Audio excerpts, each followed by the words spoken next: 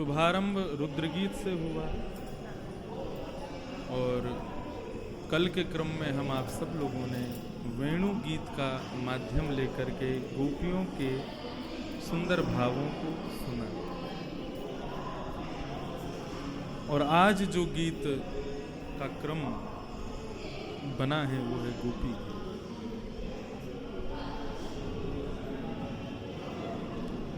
गोपी गीत का तात्पर्य क्या है?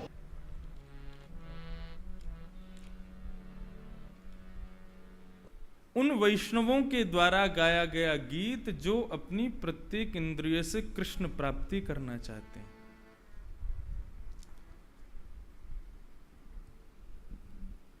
जिनकी मन बुद्धि शरीर की प्रत्येक इंद्रिय केवल कृष्ण को पाना चाहती है, ऐसी वैष्णवी गोपियों के द्वारा गाया गया गीत ही गोपी गीत है। प्रत्येक इंद्रियों से प्रवेश करने वाले ठाकुर ने जब गीत गाया तो वो गीता बना, वो गोप गीत है। जहां भक्त मेरे अधीन कैसे हो, उन भावों को भगवान बता रहे हैं।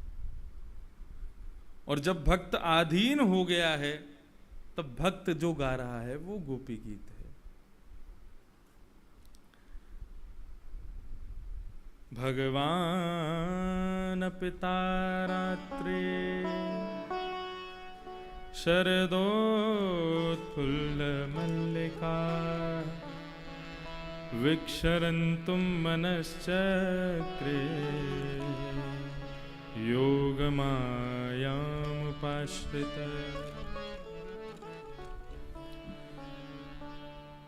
श्रीमद् भागवत भगवान का स्वरूप है। 12 स्कंद भगवान के 12 अंग हैं।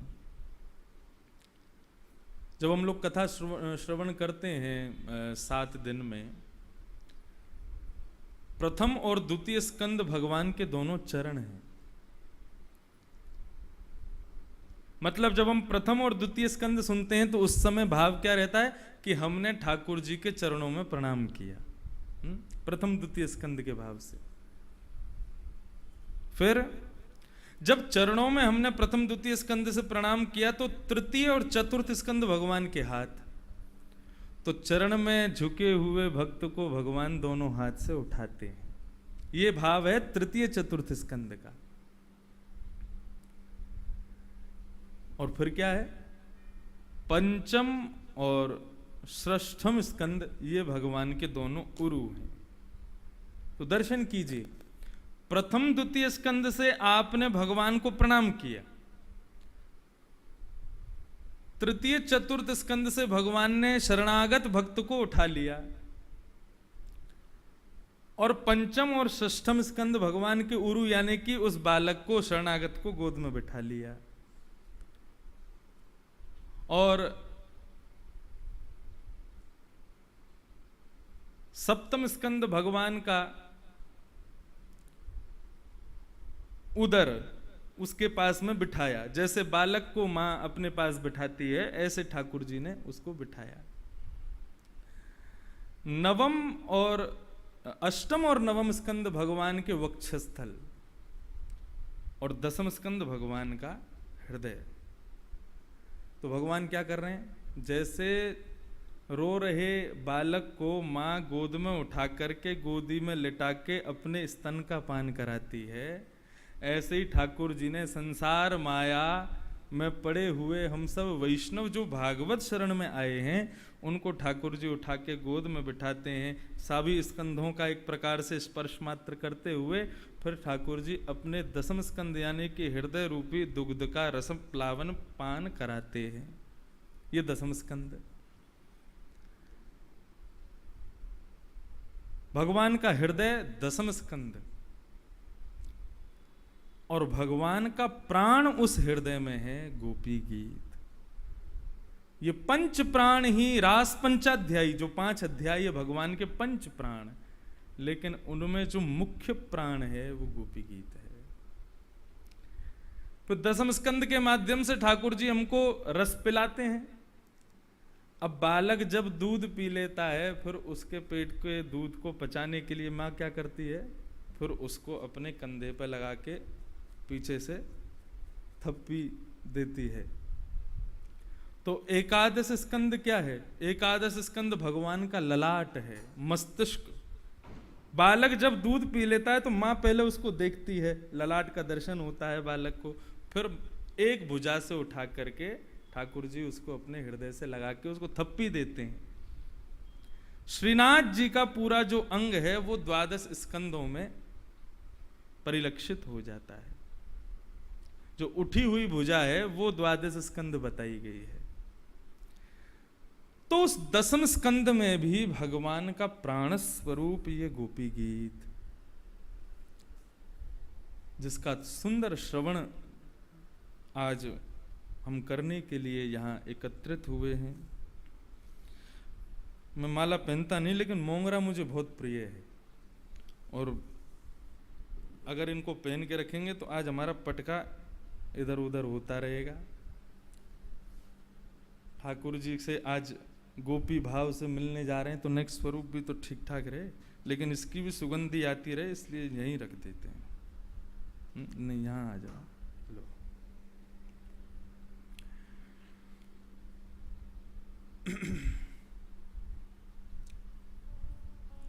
रास पंचाध्यायी की भूमिका।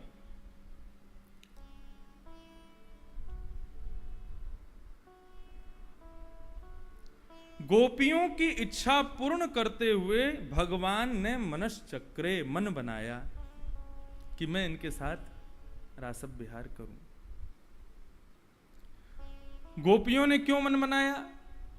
बोले गोपियों ने तो इसलिए मन बनाया क्योंकि गोपियां जानती हैं कि ये कोई साधारण नहीं है। कल वेणु गीत में भी एक श्लोक के माध्यम से गोपियों ने कह दिया था कि कौन? देवकी नंदन है ये, मतलब ये वही हैं शंख चक्र गदा पद्म धारण करने वाले, मतलब साक्षात नारायण। तो गोपियां ये जानती हैं कि साक्षात ईश्वर हैं, और इनके साथ में यदि रास विहार करेंगे तो 84 लाख योनियों में नाचना नहीं पड़ेगा, या हमारे इनके संग ही नाच लो। उनका तो ऐसा भाव। और भगवान का क्या भाव है कि गोपियां सब भगवान के सब संतान हैं, हम सब भगवान के बालक हैं, और बालक यदि किसी चीज की जिद करे तो पिता उसको पूर्ण करता है। तो भगवान ने केवल एक साधारण भाव समझ करके गोपियों की इच्छा पूर्ण करते हुए उनके साथ रास करने का मन बनाया। रात्रि में ही क्यों बनाया?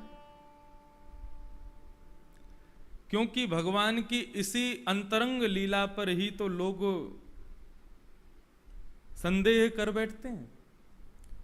हम आप सबकी बात नहीं कर रहा, जो लोग कथा निरंतर सुनते हैं उनको संदेह नहीं होता, लेकिन जो इतने ना तो कथा के रसिक हैं, ना प्रेमी हैं, ना कभी वृंदावन आते, ना कभी संत जनों के दर्शन आदि करते, ऐसे लोग ऐसी विषय पर प्रश्न उठाते हैं, भगवान ने ऐसा क्यों किया? तो ये भाव कह रहे होंगे भैया दिन में कर लेते तो इतने प्रश्न नहीं होते, रात में ही क्यों किया?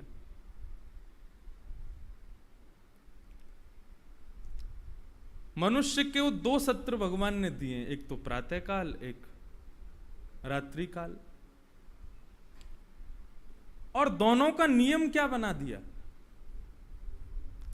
बोले प्रातः काल सबके लिए और रात्रि काल अपने और अपनों के लिए। सायंकाल रात्रि काल का समय वो सबके लिए थोड़ी होता है। आपसे कोई मिलने आवे तो आप उसको ये थोड़ी कहोगे रात में 12 बजे आ जाना, बैठ के चर्चा करेंगे, आप यही कहोगे सुबह आना। लेकिन अपने परिवार का ही कोई बहुत घनिष्ठ सदस्य बहुत साल बाद आया हो, विदेश से आया हो, तो उसको हम क्या कहते हैं? अभी थोड़े काम कर लूं, सबसे मिल लूं, फिर रात में आराम से बैठ के तेरे संग बात करूंगा। हैं? अपने लिए और अपनों के लिए रात्रि है। आदमी सवेरे को बांटता है, रात को बचाता है अपने लिए। तो इसका मतलब क्या है? गोपियों को ठाकुर जी अपना मान चुके हैं, उनको अपना बना चुके हैं, इसलिए रात्रि का समय दिया। समस्त गोपियां भगवत मिलन के लिए पधारी। विविध विविध कार्यों में व्यस्त थीं, सब कार्यों को छोड़ करके आई। कोई दूध दो रही थी, कोई खीर बना रही थी, अंजलोचने कोई अपना श्रृंगार कर रही थी, कोई स्नान कर रही थी, कोई बालक को दूध पिला रही थी, कोई तैयार हो रही थी। लेकिन जैसे ही महाराज वेणु की ध्वनि कान में पहुंची है, मानो वेणु ने जाकर के कह दिया हो कि चल रही गोपी, तेरे प्रियतम तेरा इंतजार कर रहे हैं।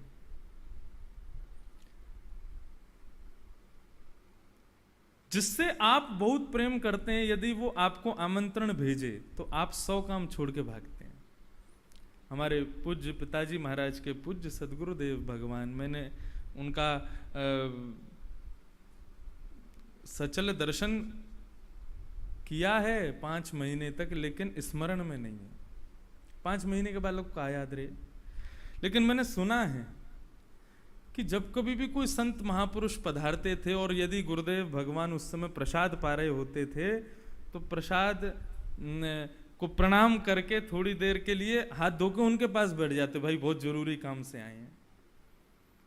भोजन रखा रखा ठंडा हो जाता था, लेकिन संत से प्रेम है, संत जन प्रेमी है, उनको पहले समय देते हैं। तो ठीक उसी प्रकार गोपियां तो पूर्ण रूपेण, अभी तो भूमिका ने थोड़ी मशीन गर्म कर रहे हैं हम, अभी तो प्रवेश करेंगे तब एक एक भाव खुलेगा गोपियों का। गोपियां पहुंच गई। कैसे पहुंची? संतज्य सर्व विषयांस तव पाद मूलम। ये भी एक गीत है छोटा सा, इसका नाम है प्रणय गीत, गोपी गीत से पहले। गोपियां सब पहुंच गई, सामने हजारों असंख्य गोपियां खड़ी हैं। भगवान वेणु बजा रहे हैं और वंशी बजाते बजाते ठाकुर जी ने नेत्र खोल करके देखा, सामने इतनी सारी गोपियों को देख करके पहले तो मुस्कुराए और मुस्कुरा करके बोले, स्वागतम वो महाभाग प्रियम किम करवाणि वह ब्रजस्या नामयं कश्चित् ब्रूतागमन कारण। समस्त गोपियां वहां आ गई, पहले तो उनका स्वागत कर रहे हैं, आइए आइए, स्वागतम स्वागतम स्वागतम, और फिर मार रहे हैं बाण, तीखे बाण। महाराज शस्त्र का बाण इतना कष्टदायी नहीं होता जितना वाणी का बाण कष्टदायी होता है। वाक वज्रम विशसर्ज। परीक्षित की रक्षा भगवान ने उस शस्त्र से कर ली जो ब्रह्मास्त्र छोड़ा था अश्वत्थामा ने। लेकिन जब वाणी का वज्र छोड़ा किसने?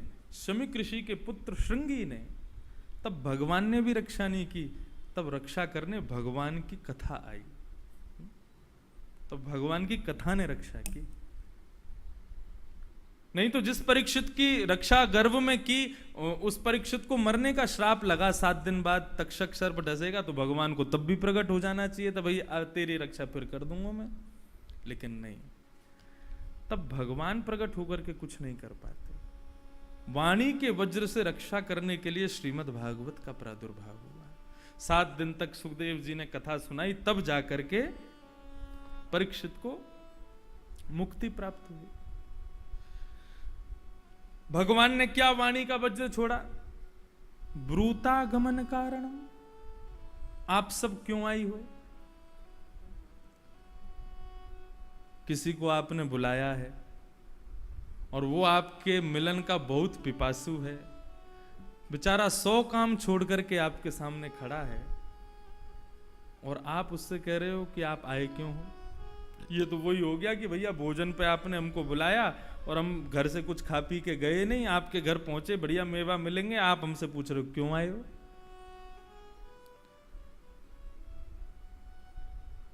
और भगवान वहां पर पतिव्रता नारी के धर्म बताने लगे। तद्बंधुनाम च कल्याणम प्रजानाम चानुपोषणम। भगवान कह रहे हैं एक ही धर्म एक ही व्रत नेमा, काया वचन मन पति पद प्रेम।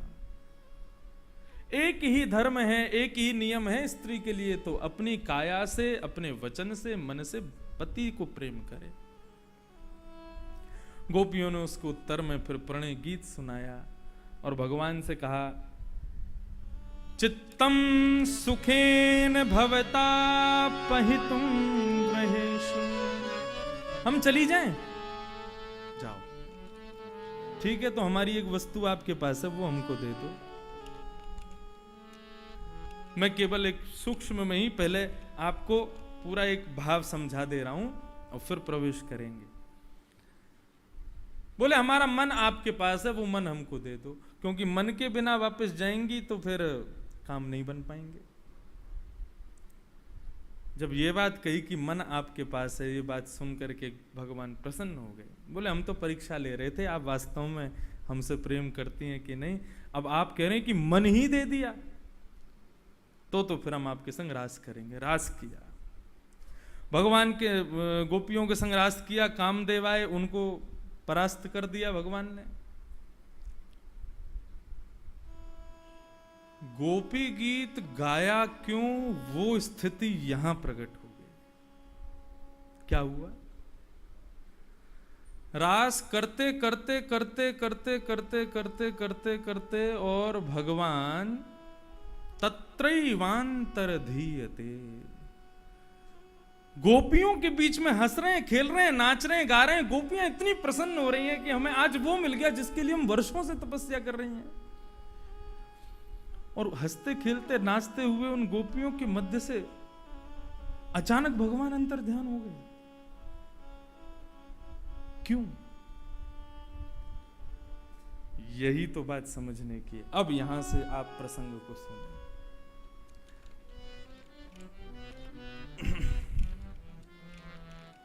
भैरवी,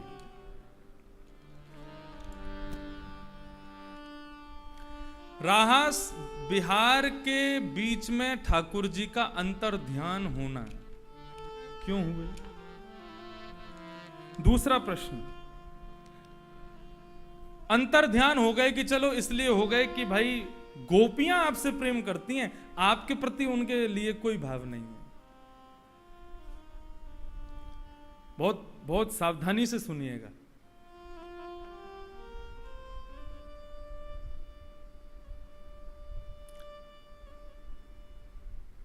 क्यों अंतर ध्यान हो गए भगवान?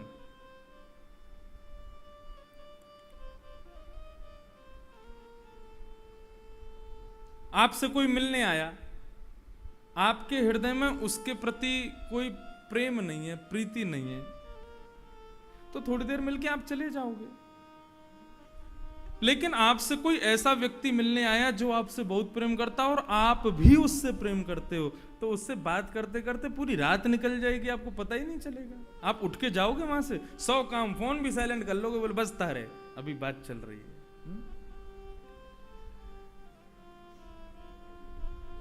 भगवान अंतर ध्यान क्यों हुए?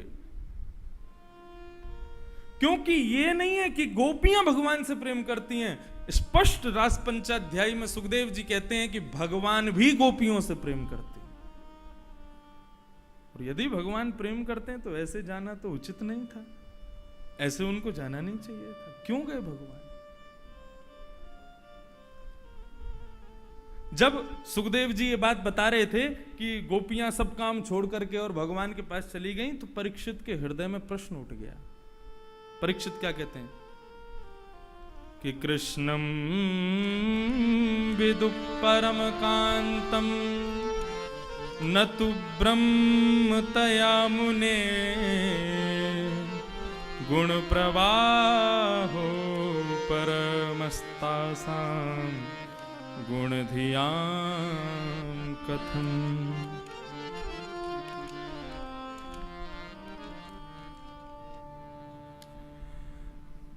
कृष्णम विदुः परम कांतम नतु ब्रह्म तया मुने गुण प्रवाहो परम ताशाम गुण धिया कथम।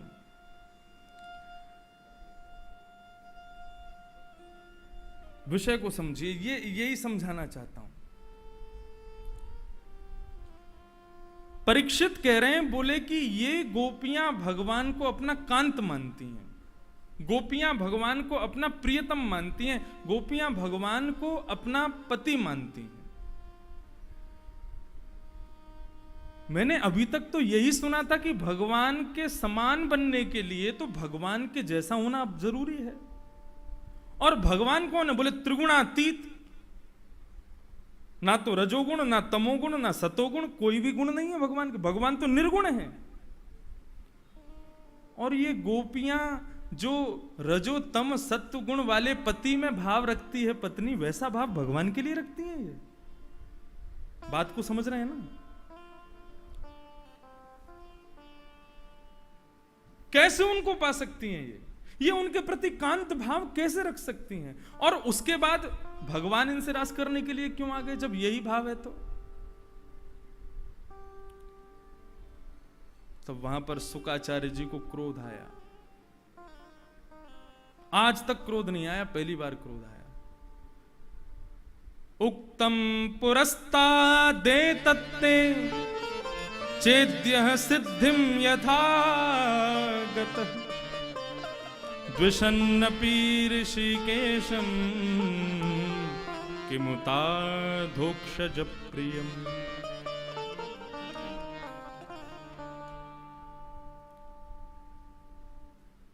रावण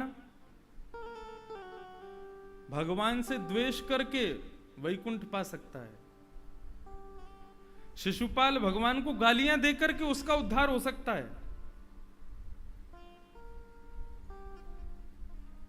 भीष्म पितामह भगवान के विपक्ष में भगवान से लड़कर के भगवान को प्राप्त कर सकते हैं, लेकिन ये गोपियां प्रेम कर रही हैं, ये तो बहुत बड़ा अपराध हो गया है। मतलब भगवान को 100 गालियां देता था शिशुपाल, वो भगवान का हो सकता है। उद्धार हो गया, भगवान ज्योति निकली शिशुपाल में से, भगवान में प्रविष्ट हो गई, जैसे उसका सर धड़ से अलग हुआ। मतलब वो गाली देने वाला भगवान का अधिकारी है, लेकिन भगवान से प्रेम करने वाली गोपियां उनके अधिकारी नहीं हो सकती। और परीक्षित, तुम क्या कहोगे कि गोपियां उनसे प्रेम करती? मैं तुमको एक बात बताऊं, किमुता धोक्षज प्रिया, भगवान भी इनसे प्रेम करते हैं, भगवान भी इनको अपना मानते हैं। तो ये बात क्यों कह रहा हूं मैं? जब भगवान उनको अपना मानते हैं तो फिर गए क्यों? चलो और सुन लो। अब यहां बात आ जाती है किमुता धोक्षज प्रिया, भगवान भी उनको अपना प्रेमी मानते हैं। वृंदावन में श्री राधा रमण लाल जी से कितने लोग प्रेम करते हैं? आप बताइए, कितने लोग प्रेम करते हैं राधा रमण जी से? बिहारी जी से कितने लोग करते हैं? वृंदावन में सब करते हैं। राधा रमण जी से भी सब करते हैं, राधा वल्लभ लाल जी से भी सब करते हैं। अब प्रश्न दूसरा सुन लो, सब भगवान से प्रेम करते हैं, बिहारी जी किससे प्रेम करते हैं वृंदावन में? है कोई नाम आपके पास? राधा रमण जी किससे प्रेम करते हैं वृंदावन में? किसी का नाम पता है? राधा वल्लभ जी किससे प्रेम करते हैं? हम भगवान से प्रेम करते हैं, चलो ये बात तो आपकी हम मान लेंगे, लेकिन भगवान किससे प्रेम करते हैं? गोपियों से प्रेम करते हैं, ये बात सुखदेव जी कह रहे हैं। तो अब हमको बता ही दो कि ऐसे कौन से गुण हैं जिन पर दयानिधि रीझ जाते हैं, जिन पर भगवान, मतलब राधा रमण जी के प्रांगण में हजारों लोग क्या कर रहे हैं? नयन भर देखूं नंद कुमार। सब लोग नैनों में भर भर के राधा रमण जी को देख रहे हैं, लेकिन उन हजारों लोगों में राधा रमण जी किसको नैनों से देख रहे हैं? किसको टटोल रहे हैं? भैया कौन सा खड़ो है?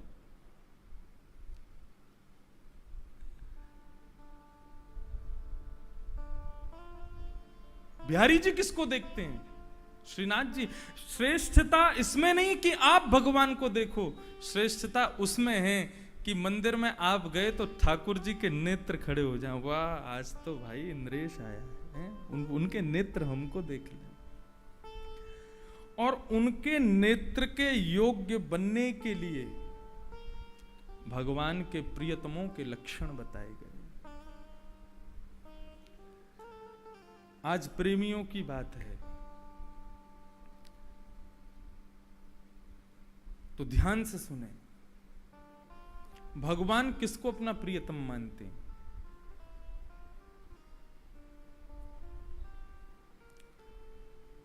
श्रीमद् भागवत के एकादश स्कंद में 11वें स्कंद में नवयोगेश्वर संवाद है।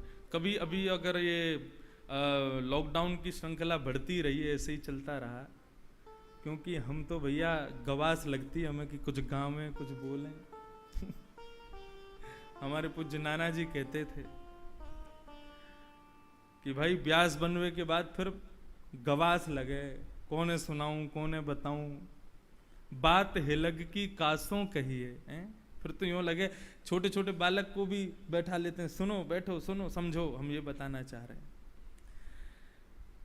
तो अगर ये श्रृंखला ऐसी बढ़ती रही, किसी वैष्णव की इच्छा हुई तो इस बार तो 7 दिन 8 दिन सप्त गीतों पर चर्चा है। अगर ऐसे ही रहा तो किसी की इच्छा होगी तो फिर अगला क्रम कथा का श्रीमद् भागवत के एकादश स्कंद नवयोगेश्वर संवाद, जिसमें भगवान के, जिसको भगवान का ललाट माना गया, अद्भुत है। इतना ज्ञान परख है, यहां पर हर प्रश्न का उत्तर मिल जाएगा। तो राजा निमि 9 योगेश्वरों से प्रश्न कर रहे हैं और 9 योगेश्वर उत्तर देते हैं, वही नवयोगेश्वर संवाद है। इसी को भागवत धर्म कहा जाता है। यही भगवान ने उद्धव को सुनाया था लीला संपन्न करने से पूर्व। तो वहां पर राजा निमि ने प्रश्न किया, बोले महाराज मुझे यह बताइए भगवान के प्यारे भक्तों के लक्षण क्या है? भगवान सबके प्यारे हैं, लेकिन भगवान किससे प्यार करते हैं, भगवान किससे प्रेम करते हैं, भगवान को कौन अच्छा लगता है, हमको वो बताओ।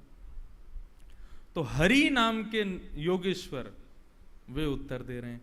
और जिनके पास कई, मुझे ऐसा पता पड़ा है कि इस कथा के माध्यम से कई बालक, क्योंकि पाठशाला चलती है भक्ति पथ की, तो कई बालक लिखते हैं, पाठशाला के भाव से सबका बना है। इस कथा को भी कई लोग लिख रहे हैं और नए नए भावों को सब, यही तो मुख्य कारण है कथा का, कि आप लोग उसको अपने जीवनचर्या में ले आओ, दिनचर्या में ले आओ, तो अच्छा है।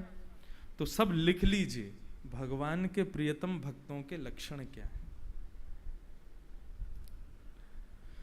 सर्वभूतेषु यः पश्येत् भगवद्भावमात्मनः,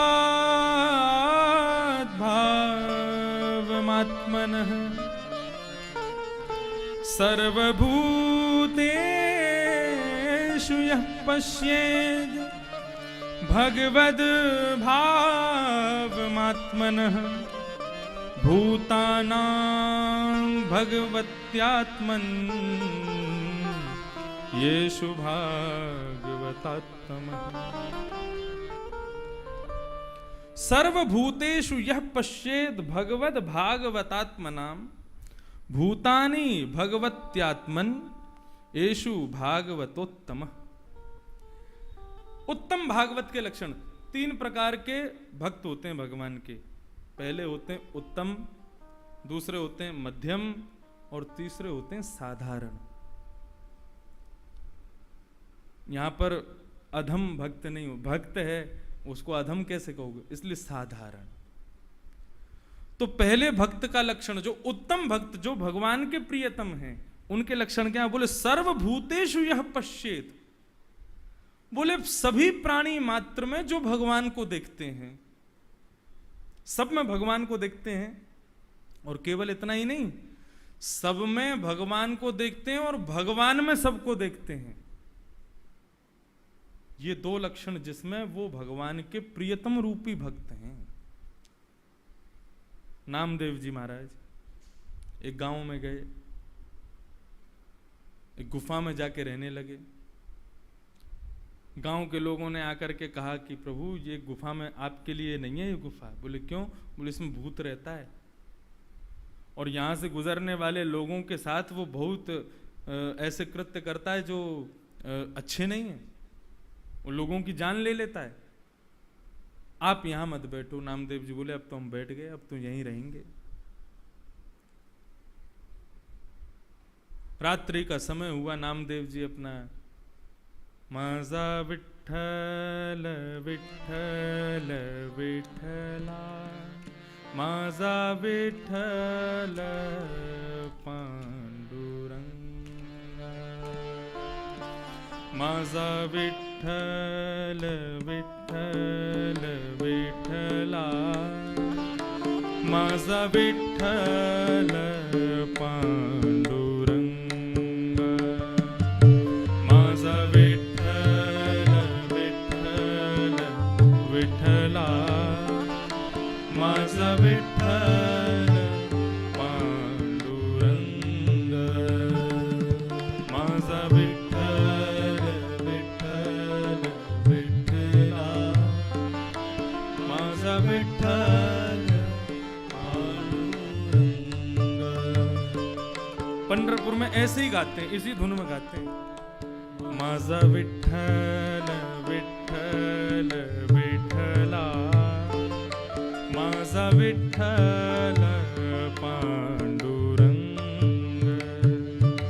माझा विठ्ठल विठ्ठल विठ्ठला, माझा विठ्ठल पांडुरंग, माझा विठ्ठल विठ्ठल विठ्ठला, माझा विठ्ठल पांडुरंग, माझा विठ्ठल विठ्ठल विठ्ठला, माझा विठ्ठल पांडुरंग।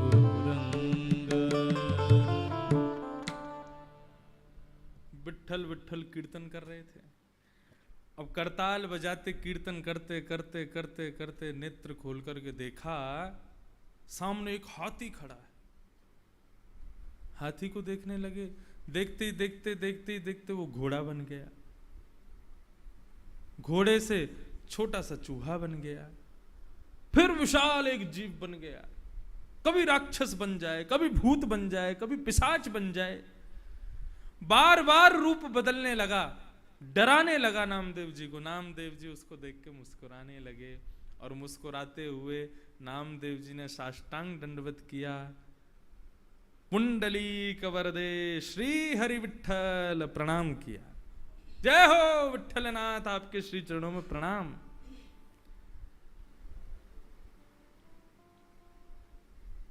भगवान प्रकट हो गए, भूत में से भगवान प्रकट हो। भूत ही था वो, लेकिन प्रणाम किया किस भाव से कि ये भगवान है। जैसे भगवत मान करके प्रणाम किया तो भूत में से भगवान पंडरीनाथ प्रकट हो गए। और पंडरीनाथ बोले, चोरे एक बात बता, आपको ये कैसे पता कि ये भी मैं ही हूं?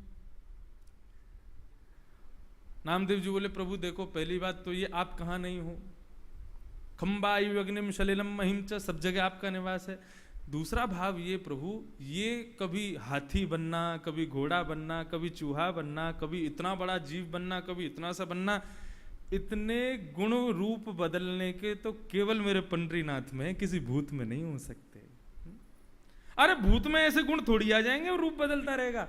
ये तो हमारे पंडरीनाथ भगवान कभी मत्स्य बन जाते हैं, कभी कच्छप बन जाते हैं, कभी बराह बन जाते हैं, कभी नृसिंह बन जाते हैं, कभी राम बन जाते हैं, कभी कृष्ण बनते हैं, कभी बुद्ध बनते हैं। रूप बदलने की सामर्थ्य आप में है, भूत में थोड़े ही है। ये कौन है?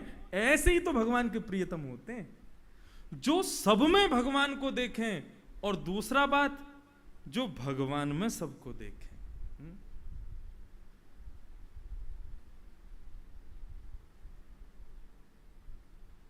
सुरदियों, ये तो वो थे जो सब में भगवान को देखें, और जो भगवान को सब में देखें। सब में भगवान को देखना और सबको भगवान में देखना थोड़ा कॉम्प्लिकेटेड नहीं हो जाए, इसलिए दोनों चीज समझो। सबको भगवान में देखने वाला कौन सा भक्त है? मेरे तो गिरधर गोपाल दूसरो न कोई, दूसरो न कोई। साधुअन संग बैठ बैठ लोक लाज खोई। कैसे है पंक्ति? मेरे तो गिरधर गोपाल दूसरो न कोई, दूसरो न कोई। भाई छोड़िया बंधु छोड़िया छोड़िया झर कोई, भाई छोड़िया बंधु छोड़िया छोड़िया जग कोई। साधुअन संग बैठ बैठ, साधुअन संग बैठ बैठ लोक लाज खोई रे। मेरे तो गिरधर गोपाल दूसरो न कोई, दूसरो न कोई। ये कौन है? ये सबको भगवान में देखते हैं। तुम ही हो माता पिता, तुम ही हो बंधु सखा, तुम ही हो प्रियतम। दोनों भाव से होना चाहिए। सब में भी ईश्वर को देख रहा है, और जब ईश्वर को देखो तो सबको उसी में देख रहा है। ये भगवान के प्रेमी का पहला लक्षण है। ये मीराबाई का भाव। प्रेमी का पहला लक्षण पता चल गया। अब दूसरा लक्षण सुन लो। दूसरा लक्षण क्या है? न काम कर्म बीजानाम यस्य चेतसि संभव, वासुदेवै कनीलय सवै भागवतोत्तम। पहला लक्षण क्या बताया? सब में भगवान को देखना और सबको भगवान में देखना। ये भगवान जिनसे प्रेम करते हैं उनका पहला लक्षण है। और दूसरा भगवान का लक्षण क्या है? प्रेमियों का लक्षण क्या है? न काम कर्म बीजानाम यस्य चेतसि संभव। बोले मेरे प्रेमी का दूसरा लक्षण यह है कि उसके मन में कभी भी कोई कामना का पेड़ तो बहुत दूर की बात, बीज ही नहीं होता। मुझसे कुछ मांगने की इच्छा उसकी नहीं होती। वो जब भी मुझसे मांगता है तो मुझको ही मांगता है। ये मेरे प्रेमी का दूसरा लक्षण है। प्रेमी अपने प्रेमी से नहीं मांगता है, प्रेमी अपने प्रेमी को मांगता है। तुम मिल जाओ मुझे। भगवान कहते हैं ये लक्षण किसमें? प्रहलाद जी में।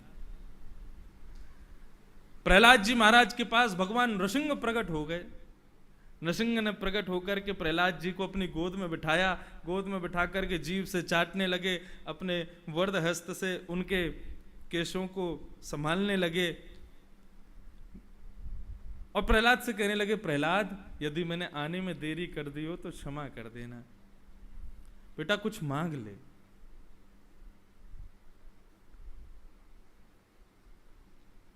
न भवस्य न वै रमाय।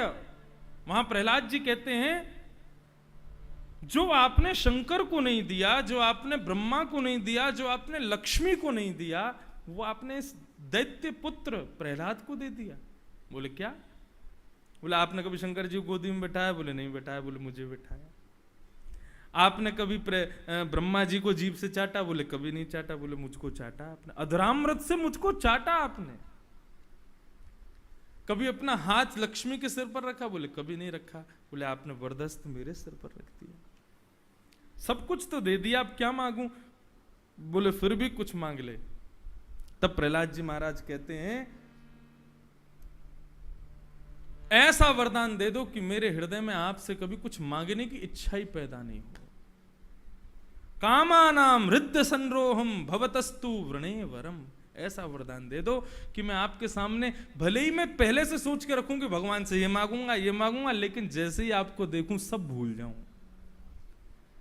मैं इंसान हूं, मांगने की जो मेरी आदत है वो नहीं जाएगी, लेकिन इतनी कृपा कर देना जब आप मेरे सामने आ जाओ तो मैं मांगने के भले ही मन बना के बैठा हूं, लेकिन आपको देखते ही भूल जाऊं, कुछ ना मांग पाऊं। भगवान कहते हैं ये मेरे प्रेमी का दूसरा लक्षण है। सोच के तो बहुत आता है, ये मांग लूंगा, वो मांग लूंगा, ऐसा करूंगा, वैसा कर, लेकिन भगवान के आगे आकर के कुछ नहीं बोल पाता। ये मेरे प्रेमी का दूसरा लक्षण है।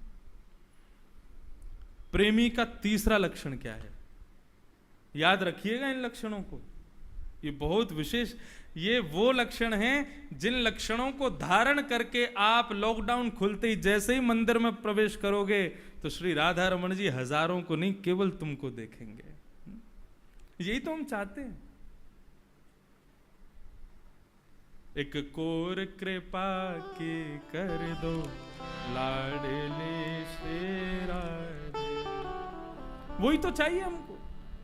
एक बार अपनी दृष्टि से देख भर ले हमको। दृष्टि में कितनी ताकत है।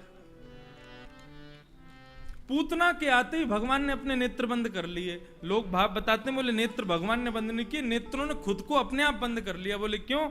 बोले भगवान को मारने आई पूतना, और भगवान के मारने वाली को यदि हमने देख लिया तो हमारे देखते ही वो मुक्ति की अधिकारिणी हो जाएगी। नेत्रों के आगे आते ही वो मुक्ति के अधिकारिणी हो जाएगी। तो इसका मतलब नेत्र बस देख भर लें ठाकुर जी के, उसी से कृपा है। तो पहला लक्षण सब में भगवान को देखना और सबको भगवान में देखना। दूसरा लक्षण भगवान से कभी कोई कामना ना करना। जब भी मांगो भगवान से भगवान को मांग लो। और तीसरा क्या करें? न यस्य जन्म कर्मभ्याम न वर्णाश्रम जाति भी सज्जतेऽस्मिन्नहं भावे देहे वै सह हरे प्रिय। हरे प्रिय, भगवान के प्रिय कौन है? बोले नयस्य जन्म कर्मभ्याम, श्रेष्ठ कुल में जन्म मिलना, श्रेष्ठ कर्म होना, श्रेष्ठ वर्ण का होना, श्रेष्ठ वर्णाश्रमी होना, श्रेष्ठ जाति का होना, खूब मान प्रतिष्ठा यश वैभव आदि सब कुछ होने के बाद भी पूर्ण रूपेण संतुष्टि उसके पास है, संसार की प्रत्येक वस्तु उसके पास है, इन सब के होने के बाद भी अपने अंदर मान ना करने वाला व्यक्ति भगवान कहते हैं मुझे बड़ा प्रिय है। व्यक्ति के अंदर मान आ जाता है यदि एक चीज भी श्रेष्ठ हो तो। जन्म एक अच्छे कुल में हो जाए तो छोटे लोगों से तो बात ही नहीं करता सीधे मुंह। ब्राह्मण जाति मिल जाए, श्रेष्ठ कुल मिल जाए तो फिर बाकियों को तो हम कुछ पूछ ही नहीं रहे। भगवान कहते हैं किसी भी जाति प्रजाति आदि किसी भी श्रेष्ठ कुल में कितना भी धनवान कितना भी संपन्न सौंदर्य है उसके पास में, कंठ है उसके पास में, सुंदर शरीर है, शरीरम स्वरूपम तथा वा कलत्वम रतश्चारु रुचिरम धनम मेरु तुल्यम मनश्रेण लग्नम कृष्ण पादारविंदम ततः किम ततः किम ततः किम ततः किम। शरीर है, स्वरूप है, सुंदर पत्नी है, रतश्चारु रुचिरम, दुनिया भर की गाड़ियां तुम्हारे पास हैं, धनम मेरु तुल्यम, मेरु पर्वत के समान तुम्हारे पास धन है, सब कुछ होने के बाद भी मनश्रेण लग्नम कृष्ण पादारविंदम, यदि मन तुम्हारा कृष्ण पादारविंदों में नहीं लगा है तो वो शरीर स्वरूप पत्नी गाड़ी घोड़ा धन वैभव सबका सर्वनाश हो जाएगा। रावण के पास कोई कमी थी? हमारे पूज्य नाना जी कहते थे रावण सुंदर भी था। बोले उसका कुरूप कब हो जाता था? वो जब 10 सिर निकल आते थे उसके। लेकिन बोले जब वो एक मुख में होता था तो उसकी वो ऐसा नहीं है राक्षस जैसा था, नहीं, देखने में सुंदर भी लगता था वो। लेकिन ऐसे सौंदर्य क्या क्या जिस सुंदरता से तुम कभी श्री राम को नहीं रुझा पाए, जिस सुंदरता से तुमने प्रेम भर के कभी राम जी को नहीं देखा, उस सुंदरता का क्या करोगे? भगवान कहते हैं सर्वगुण संपन्न मैंने उसको बनाया ये देखने के लिए कि अब मान करेगा, अब मान करेगा, अब अभिमान करेगा, लेकिन उसके बाद भी अभिमान नहीं करता, मैं उसको अपना बना लेता हूं। ये गुण किस में है? किस भक्त में है ये गुण? श्री मीराबाई में। राजकुल में जन्मी है, राजकुमारी है, क्या कमी है उनके पास? दास दासियां खड़ी रहती हैं दिन रात उनके सामने। जन्म उनका विवाह राजकुल में हुआ। सब सेवक उनके सामने खड़े रहते थे कि हमें बताइए क्या करना है, लेकिन नहीं, साधारण वर्कल वस्त्र पहनती थी। कोई पूछता था मीराबाई तुम राजघराने की होकर के ऐसे वस्त्र क्यों पहनती हो? तो कहती थी जिन भेषा मारा सावरो रीझे, जिन भेषा मारो सावरो रीझे, सोही भेष धरूंगी हो बाला, सोही भेष धरूंगी हो, मैं बैरागण हूँगी, मैं बैरागण हूँगी, हो मैं बैरागण हूँगी, हो बाला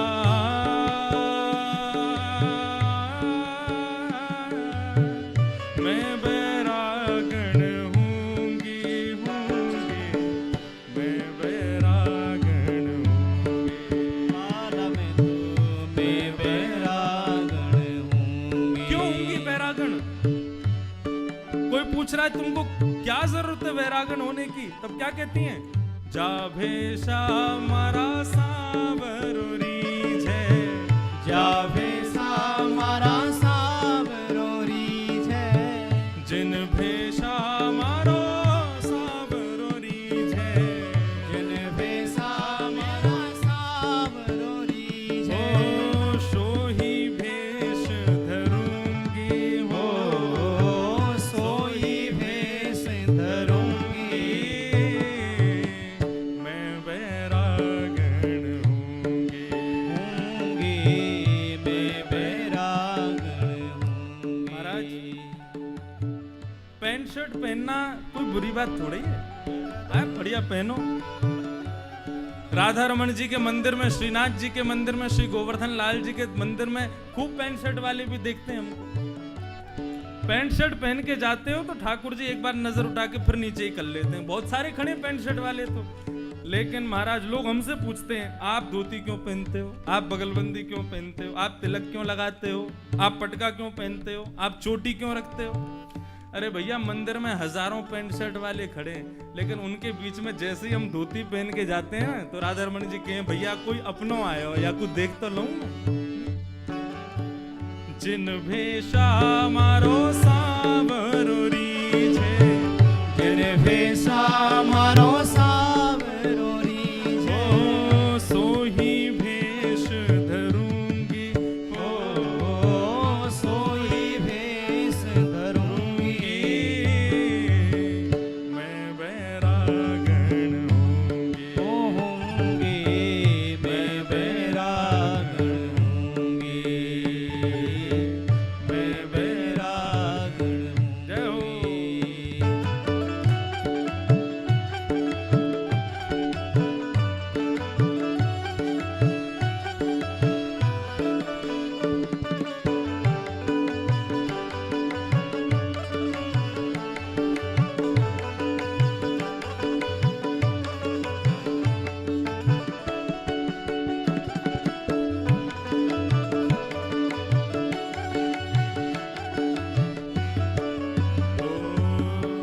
कहो तो कुशमल साड़ी रंगवा, कहो तो कुशमल साड़ी रंगवा, ओ कहो तो कुशमल साड़ी रंगवा, कहो तो कुशमल साड़ी रंगवा, ओ कहो तो भगवा भेष, कहो तो भगवा भेष। मैंने सुना है मेरे लाला को पीतांबर पीलो बहुत पसंद है, यदि कहोगे तो भगवा साड़ी रंगवा दूंगी अपनी, और कहो तो भगवा भेष धारण कर लूंगी। कहो तो मोतियन मांग भरवाऊं, कहो तो मोतियन मांग भरवाऊं, कहो तो मोतियन मांग भरवाऊं, कहो तो मोतियन मांग भरवाऊं,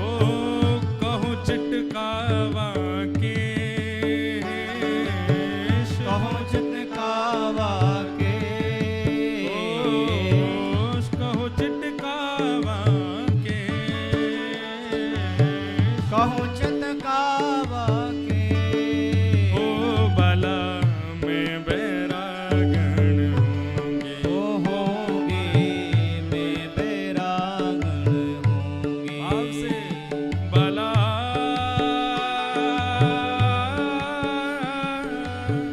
मैं बैरागण होंगी, होंगे मैं बैरागण होंगे मैं बैरागण होंगे। ओ बाला मैं बैरागण होंगे, मैं बैरागण भक्त वत्सल भगवान की।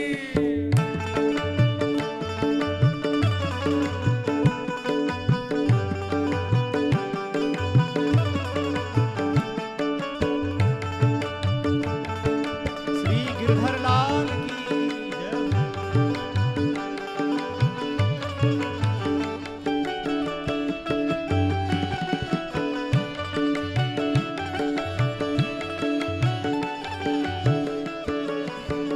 और प्राण हमारा वहाँ वसत है, प्राण हमारा वहाँ बसत है।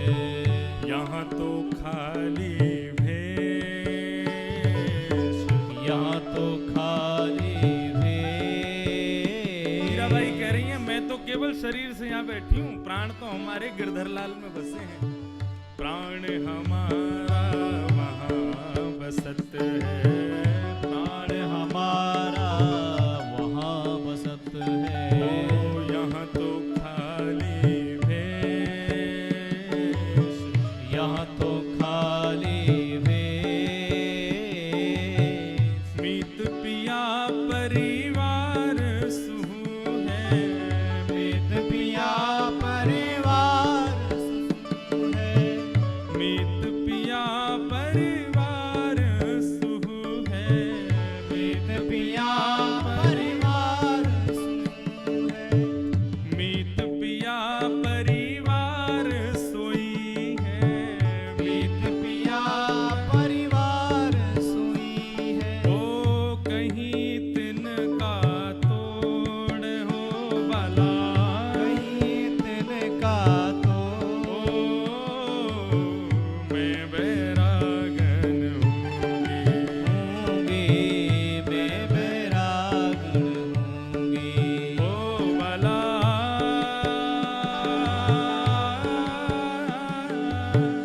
मैं बैरागण होंगी, होंगी मैं बैरागण होंगी, होंगे मैं बैरागण होंगी, ओ होंगे मैं बैरागण होंगे। होंगे मैं बैरागण होंगे मैं बैरागण होंगे। मैं बैरागण होंगे। होंगे मैं बैरागण होंगे। बोलो भक्त वत्सल भगवान। मान की अब हमारे संग एक पंडित जी रहते तो उन्होंने लिखा है तो कहीं शब्द हो सकता है ऊपर नीचे हो, लेकिन भाव तो सब समझ ही रहे हैं। मीराबाई क्या कह रहे हैं? सबसे बड़ी बात क्या है? बोले जिन भेषा मारा सांवरो रीझ है। हम लोग वास्तव में किस लिए तैयार होते हैं? चार जगह जाएंगे तो चार लोग देख के खुश हो जाएं, अरे वाह बड़े बढ़िया लग रहे हैं, पटका बहुत जोर को पहनो, वाह हेयर स्टाइल बड़ी बढ़िया है आपकी। संसार को रिझाने के लिए तैयार नहीं होती है मीराबाई। मीराबाई कहती है जिन भेषा मारो सांवरो रीझ है, जिनके सामने मैं जाऊं तो मुझको देख के उनके दो दतुइयां दिख जाएं मुझको, सो ही भेष धरूंगी। हनुमान जी गए सीता जी के पास, सीता जी मांग में कुमकुम भर रही थी, सिंदूर लगा रही थी। हनुमान जी बोले मैया, बोले हाँ जी। बोले ये क्या कर रही हो आप? बोले कुमकुम लगा रही हूं मांग में। बोले ये लाल लाल कुमकुम क्यों लगा रही हो? बोले ये आपके मैं सौभाग्यवती नारी हूं ना, राम मेरे पतिदेव हैं, आपके स्वामी मेरे स्वामी वो मेरे पति हैं, तो अपने सौभाग्यवंत को सदा अपने माथे पर मांग पर धारण करती है सौभाग्यवती नारी। इसको देख के सबको पता चलेगा कि मैं सौभाग्यवती नारी हूं, मैं प्रभु श्री राम की भार्या हूं। ये उनके नाम का सिंदूर है। हनुमान जी दौड़ करके गए और सिंदूर पूरे शरीर पर लपेट के आ गए मैया के आगे। बोले कि हनुमान जी क्या किया तुमने, पूरे अंग पे शरीर पूरे शरीर पे सिंदूर लपेटे आए। बोले मैया मुंह को लगी एक नेक्सो सिंदूर आप अपनी मांग में भरो, या बात को कि आप सौभाग्यवती नारी हो, आप ये सबको ये पता चल जाएगा कि प्रभु श्री राम आपके स्वामी हैं, तो मेरे भी तो स्वामी प्रभु श्री राम हैं, उनको प्रसन्नता होती है आपके मांग में सिंदूर देके, तो मैं जा भेषा मेरो सांवरो रीझ है सो ही भेष धरूंगी। यदि प्रभु श्री राम को इतना सा सिंदूर आपकी मांग में प्रिय है तो मैं पूरा सिंदूर में नहा करके आ गया हूं, ताकि मुझको देख के खुश हो जाएं वो। ये भगवान के प्रियतम का तीसरा लक्षण है। वो किसी वस्तु का मान नहीं करता, उसके पास जो है उसका मान नहीं करता है, सदैव उस वस्तु से भगवान को ही रिझाने का प्रयास करे। भगवान कह रहे हैं वे स हरे प्रिय, वो हरि के प्रिय है, ये गुण जिसमें है।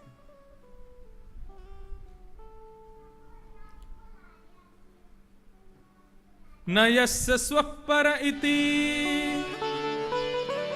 वृत्ते स्वात्मनि वाभिदा सर्वभूत समः शान्तः स वै भागवतोत्तम।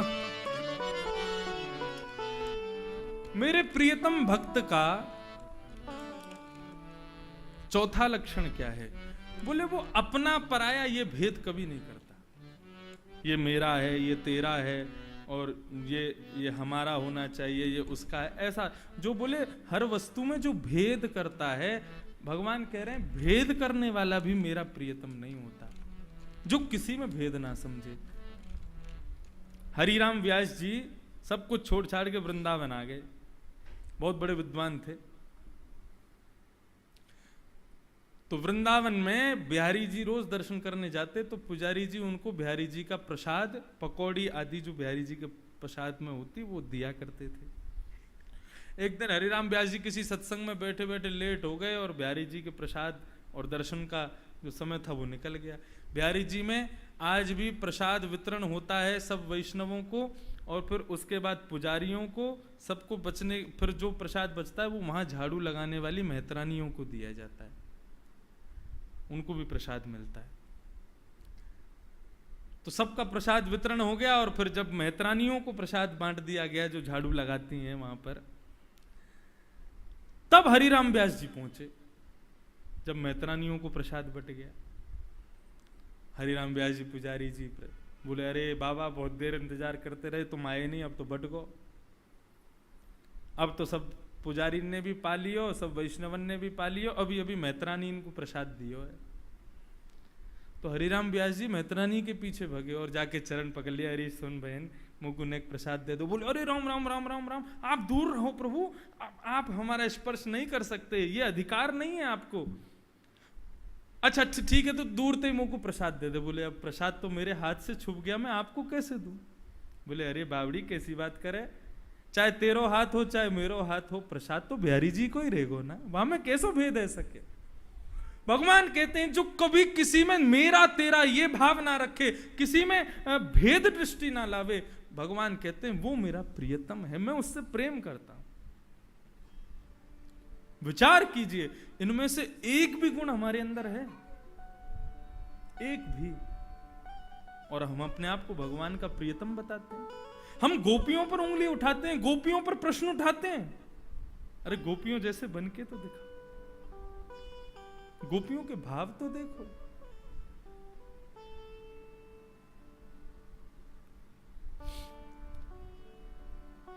ये भगवान के प्रियतमों के लक्षण हैं। जब ये लक्षण में से एक लक्षण भी आ जाए ना, वास्तव में हमारा अधिकार दर्शन का है ही नहीं। भगवान अपने मंदिरों को बंद करके इसीलिए बैठे मेरे ख्याल से, तो बोले पहले अधिकारी बनूं। अब तक खूब अनधिकारियों को दर्शन दे दिया, अब अधिकारी बन के।